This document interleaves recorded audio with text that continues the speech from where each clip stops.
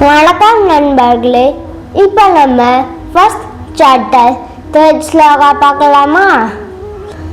பஷ்யைதாம் பாண்டுபுத்ராணாம் ஆச்சார்ய மஹதிஞ்சமும் வியூடாம் த்ருபதபுத்ரேன தவ சிஷ்யேன தீமதா.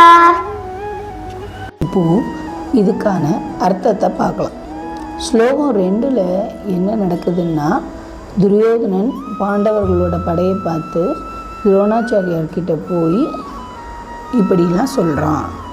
ஸோ இன்னொரு 5-6 ஸ்லோகத்துக்கு துரியோதனன் துரோணாச்சாரியார்கிட்ட என்ன சொல்கிறான் அப்படிங்கிறது தான் வரப்போகுது. ஸோ இந்த 3வது ஸ்லோகத்தில் துரியோதனன் என்ன சொல்கிறான்னா, ஆச்சாரியரே, துருபத குமாரனான, அதாவது துருபதனோட பையன், உங்கள் புத்திசாலி சீடன் நேர்த்தியாக அணிவகுத்திருக்கிற பாண்டவர்களோட மாபெரும் படையை பாருங்க அப்படின்னு சொல்கிறான். இதுதான் இந்த ஸ்லோகத்தோட ஒரு ஓவர்வியூ.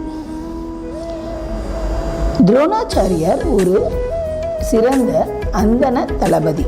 அந்தனர் அப்படின்னா பிராமணர். அதே மாதிரி துரியோதனன் ஒரு சிறந்த ராஜதந்திரி. அவன் இந்த துரோணாச்சாரியாரோட மிஸ்டேக்ஸை எடுத்து சொல்லணும் அப்படின்னு விரும்பியிருக்கான். அர்ஜுனரோட மனைவி திரௌபதி இருக்காங்க இல்லையா, அவங்களோட அப்பா துருபதன்.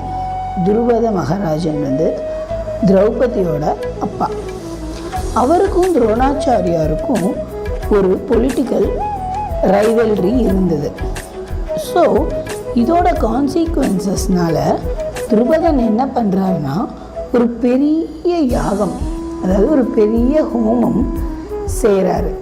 இந்த யாகத்தில் அவருக்கு என்ன வரம் கிடைச்சதுன்னா, துரோணாச்சாரியாரை கொல்ற அளவுக்கு சக்தி இருக்கிற ஒரு மகன்.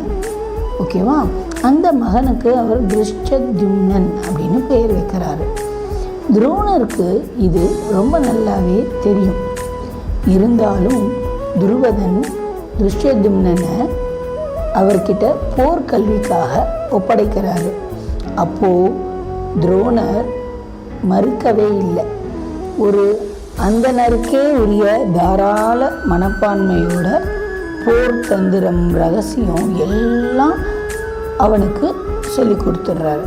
இப்போ இந்த குருக்ஷேத்திர போர்க்களத்தில் திருஷ்டத்யும்னன் பாண்டவர்கள் பக்கம் இருக்கான். துரோணாச்சாரியார் சொல்லி கொடுத்த அந்த கலையை வச்சு பாண்டவர்களோட சேனையை அனுபவித்திருக்கான். துரோணாச்சாரியார் அதனால் எச்சரிக்கையாகவும் இருக்கணும், விட்டு கொடுக்காமையும் இருக்கணும்.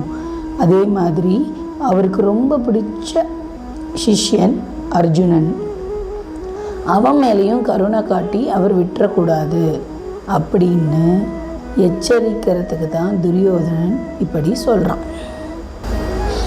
ஸோ 3வது ஸ்லோகத்தோட அர்த்தம் எல்லாரும் தெரிஞ்சுக்கிட்டீங்களா? நெக்ஸ்ட் வீடியோவில் 4வது ஸ்லோகம் பார்க்கலாம்.